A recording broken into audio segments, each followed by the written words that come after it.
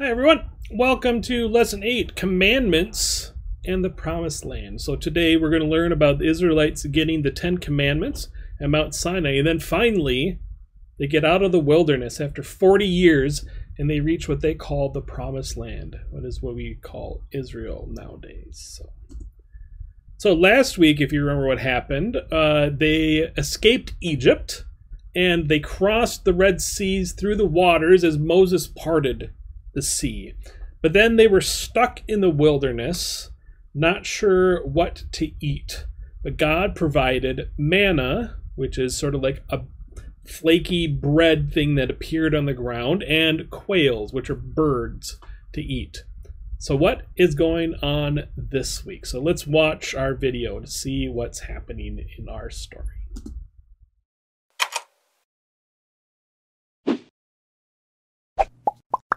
Oh! Ta-da! My people, the Lord has given me commandments, laws, to give us some much-needed structure. Please pay attention, as I will only be going over this once. I am the Lord your God. You contradict everything I say. Ow, I do not. Gentlemen, do we have a problem here? We just had to get out of the sub-basement. Too many betrayals. Too much guilt floating around down there. It's been 25 minutes since your last crisis. What could have possibly happened? Nobody touch me! Nobody touch me! Your underwear does not belong on the floor. It belongs on the outside of your pants! My legs! My legs! My legs are blind! My legs are blind! Excuse me! Excuse me! Excuse me! I'm guessing that a large part of what's causing you grief is that you've been dropped into an alien universe. So you are totally unfamiliar with our laws and policies. Everyone is trying to steal my hot plate! Just want to borrow it. It's the only one! Okay, hold on. There is a rule that specifically addresses this in my Code of Backstage Conduct. It says here, stealing is strictly prohibited. However, borrowing is allowed as long as you have the owner's permission in advance and it is returned promptly. So you see, this rule allows you to share with others without fear of being robbed. I like that. See, rules can help us to all get along and work together. Now, let's go over the rest of the rules. And then I realized his new lamb was actually my old lamb that I thought I'd lost, but he'd actually stolen. That's not true. Never fear, my people. The Lord has provided a way to resolve this issue. You must Going well? Yes, Miss Frederick. Miss Frederick, I broke rule number 7. Or was it rule number 8? And I'm coveting everyone's limbs and torsos. Everyone, I now realize that every steal demerit logically ought to be accompanied by a covet your neighbor's goods demerit. So... Excuse me! Excuse me! It's clear you've uncovered some complexities that the main rules don't fully cover. Fortunately, I have an expanded set of rules that were drafted for just such an eventuality. Section A, Paragraph 1, Line 1. Okay, God just gave us another important law. When an alien is in your land, do not mistreat them. So, basically, if we're ever invaded by space aliens, we need to bust out the welcome wagon for those little green guys. I think it's referring to people from other countries. Interesting theory. A little bit out there, but worth considering. Subparagraph 3, Section 9, Subheading 0, No Shellfish. I don't quite remember writing that one, but I'm sure it's very important. Do not eat meat that still has the blood in it. For one, it's a health hazard, and for two, ew. Just ew. And finally, Rule 613. Always remember to have fun. Any questions? I think that clears up everything quite nicely. Thank you for your time, Becky. Just please, keep it down. Hey, real quick! Concerning the volume levels for karaoke, should we adjust to factor in major holidays? Absolutely not. Absolutely not. Excuse me! Excuse me! The purpose of the laws is to expose sin and create order out of chaos so that we can focus on what's truly important. Like karaoke volume levels? Dude, you're focusing too much on the law itself. We're not in a relationship with God because we follow the rules. We follow the rules because of our relationship with God. The laws are guidelines for living in a good relationship with God and each other. When we break the law, it's showing us that we're hurting those relationships. But the law is so complex. How can we remember all of it? I'm not saying we have to memorize all of them. It's the spirit of the laws that's important. Jesus had an elegant way of summing it all up. Love God and love each other. That's what's important. In that case, would you like to join us for dinner? As long as I'm not on the menu. Oh my gosh, the show! Todd, why aren't you on stage? We reached third intermission. It's going great. Just 2 hours to go. What happened down here? Long story.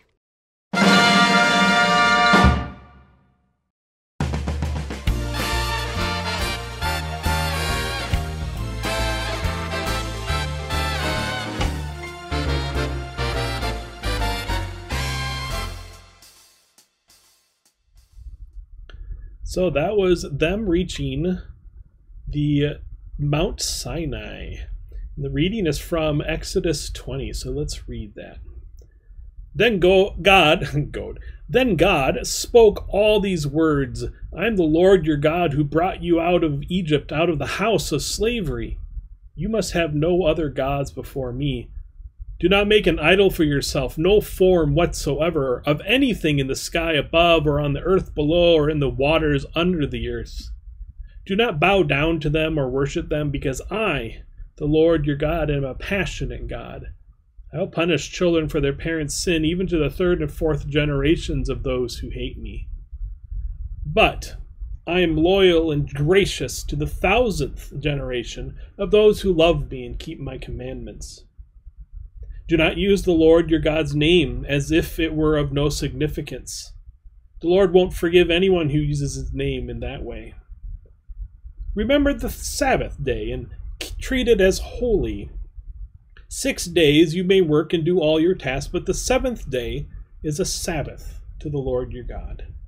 Do not do any work on it, not you, your sons or daughters, your male or female servants, your animals, or the immigrant who is living with you. Because the Lord made the heavens and the earth, the sea, and everything that is in them in 6 days, but rested on the 7th day. That is why the Lord blessed the Sabbath day and made it holy. Honor your father and your mother, so that your life will be long on the fertile land that the Lord your God is giving you. Do not kill. Do not commit adultery. Do not steal. Do not testify falsely against your neighbor. Do not desire and try to take your neighbor's house. Do not desire and try to take your neighbor's wife, male or female servant, ox, donkey, or anything else that belongs to your neighbor. There ends our readings. So these are the 10 Commandments. You've heard of them, I think. So the 10 Commandments are these boundaries for how we live in relation to God and God's creation. They show us who we are meant. They show us who we are meant to be as God's people and how to live well. That God alone is God. So, God alone is God. That's the first one. Don't make idols as part of that. Worship only God. Don't misuse God's name. Keep the Sabbath. Honor your parents. Don't kill.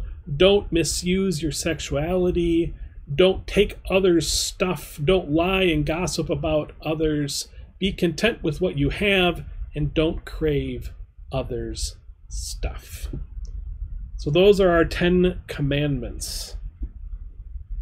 So our discussion questions are, was 10 enough? What biggies might you add? I mean, some of them are sort of built in. Like, the one I think about a lot is like, don't be a bully. But it also tells us to like honor our father and mother. You could sort of say that's part of being nice to each other. It says don't say false things about each other. So I mean, don't lie about each other. Don't spread rumors. I mean, that's sort of part of it.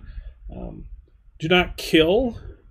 I mean, Jesus says later in the Gospels that even if you think about somebody in anger, that's as if you were killing them. So you don't actually, Jesus says breaking the killing commandment isn't even about physically like stabbing someone. It's just thinking mean things about them. So I mean, we could say, yeah, don't bully people, but it's sort of incorporated in them. So I mean, there's probably a couple things that miss out because I mean, the world has things that aren't different. Like don't say mean things about people on Instagram.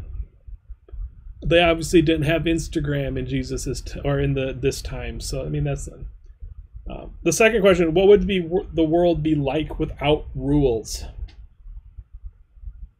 Well, if there were no rules and people actually just did whatever they want, it would be bad, wouldn't it?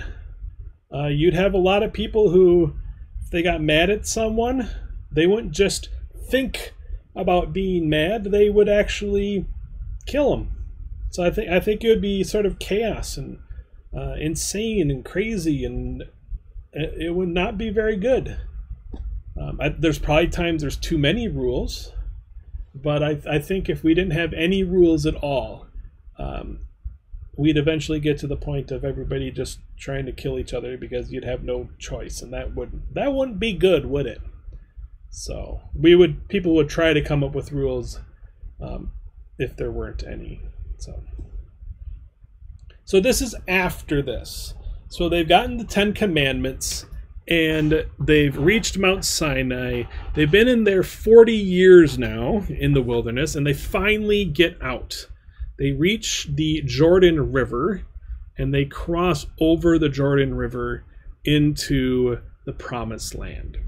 So that's what we're going to be learning about now. But this is after 40 years, and Moses has died. So Moses dies. He can see the Promised Land. So they're on one side of the river, and Moses sees the Promised Land, but then he dies because God says, you'll see it, but you won't live in it. And now a guy named Joshua is in charge. He's the one that over the 40 years is now the second in command to Moses, and then after Moses dies, he is in charge. So let's see what's going on.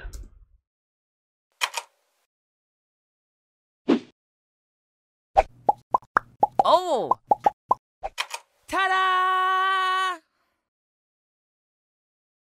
My people, after 40 long years in the wilderness, the Lord has now commanded that you go up into the land promised to Abraham. I will stay here and observe. Wait, you're not coming with us? God has decided that I shall not enter the promised land for reasons I won't go into. But what will we do without you? What if we don't like the promised land? But the Lord has shaped you to be prepared for anything as his chosen people. Here, I give unto you a flag as a symbol of identity and unity to bind you on this, the next stage of your journey. A wonderful parting gift. It is here on Mount Nebo that my story comes to an end. Oh, Todd, they loved it! This is it! I finally arrived as a director! I'm just glad we're done with rehearsals. Now I can catch up on a little light reading.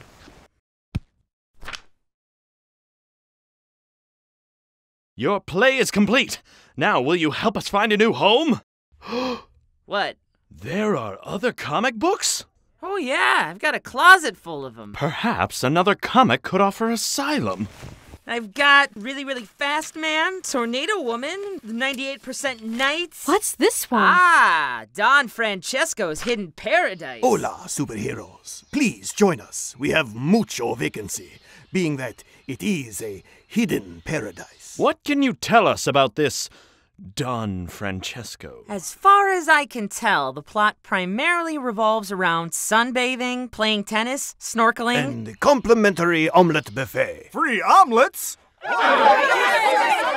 We accept your invitation, Don Francesco. Bueno. Welcome to Don Francesco's Hidden Paradise. Goodbye, old friends. Goodbye, Captain Goodbye. Remarkable. Goodbye, Captain Remarkable. Well, Todd, it looks like the superheroes are going to be all right. Yes, sir. Everything is wrapped up quite nicely. Hey, this promised land you set us up with, it's kind of awful. Oh, for Pete's sake. You have been there for 15 seconds. You said you were looking forward to retirement. We were, But then the resort was attacked by sea monsters. Sea monsters? I'd forgotten about that. And the waitstaff all look to us like we're supposed to help. You have to come back with me and set them straight. It's your comic book, Todd. Fine. Why'd you bring the flag? As a symbol of identity and unity to bind us on this, the next stage of our journey. This place looks pretty sweet. Help me! See? How can we relax and unwind when that keeps happening? No, we're very capable of battling a sea monster. Please, there is no one else. This is exactly what I'm talking about. If we battle the sea monsters today, won't we be expected to subdue the mutant baboons tomorrow? We're here to relax. Have you forgotten your journey? Have you forgotten your exodus from the tyranny of Dr. Bland and all your hardship in the wilderness of the sub-basement and the rules of conduct that bound you as a people? I'm retired. My journey's over. That's not what God prepared you for. Love God and love each other. It's not loving to allow those who wait upon you to be dragged into the ocean by sea monsters. You're saying we must apply our acquired wisdom and skill to make Don Francesco's hidden paradise a better place? Promised land doesn't mean problem-free land. God made you super. The question is, will you live up to the superness you're made for? I have to admit, I do miss defending the world from evil mutant cyborg unicorns. The intrusions do seem well within our grasp. Especially after the Lord shaped us so. Very well, Don Francesco. You get your wish. We will defend your all-inclusive beach resort with all of our strength. Muchos gracias. I'm glad I could be of service. I think it's high time I return to my world. Thanks, Todd, for everything. What did Todd do? Not a problem, heroes. What's wrong? The first review came in. Becky Frederick's follow-up shows great potential, but lacks refinement. Hey, congratulations. It's horrible.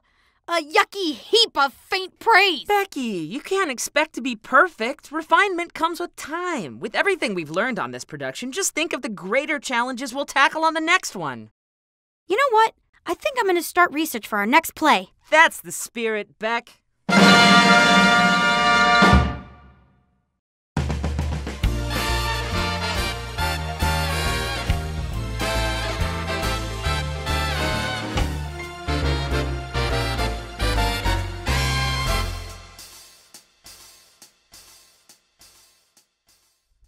So our reading from that story was from Joshua 4. This is 19 through 24. The people came up out of the Jordan on the 10th day of the first month. They camped at Gilgal on the east border of Jericho. Joshua set up at Gilgal those 12 stones they had taken from the Jordan. So God has told the people, take stones as you cross the river, one for each of the 12 tribes. You remember there's 12 tribes because there's the 12 sons of Jacob. So Joshua tells them, every tribe grab a stone from the river as you cross. And he says, let's set them up here. And he said to the Israelites, in the future your children were asked their parents, what about these stones? Then you will let your children know Israel crossed over the Jordan here on dry ground. Because the same thing happened. It was because the Lord your God dried up the water of the Jordan before you until you crossed over. This was exactly what the Lord did, your God did to the Reed Sea. He dried it up before us until we crossed over. This happened so that all the earth's people might know that the Lord's power is great, and that you may always revere the Lord your God. So that ends our reading. So the Israelites approached the promised land. God dries up the Jordan River so they could walk across it just like they walked across the Red Sea, the very beginning of this journey. And they took stones there, and after they got across, they built a memorial with those stones. And the stones then memorialized not just crossing into the promised land, but all God had done for the Israelites. The stories we told and retold so that God would be glorified and written, would glorified and interwoven into the Israelites' history. So our discussion question, how would you answer the question, what do these stones mean? I mean, you could go, oh, there's 12 of them, so it's the 12 tribes. You could talk about, well, they're river stones. And that means that we took them from the bottom of the river as we crossed over the Jordan River. But it also, I mean, it reminds us of the Red Sea, about how our ancestors, the 40 years before this, they crossed the Red Sea, escaping Egypt where we were slaves. So, I mean, the stones have all these different meanings. So I think that's something can be more than just one thing than this. So I hope you guys have a great week now then. So have a good one and see you guys later.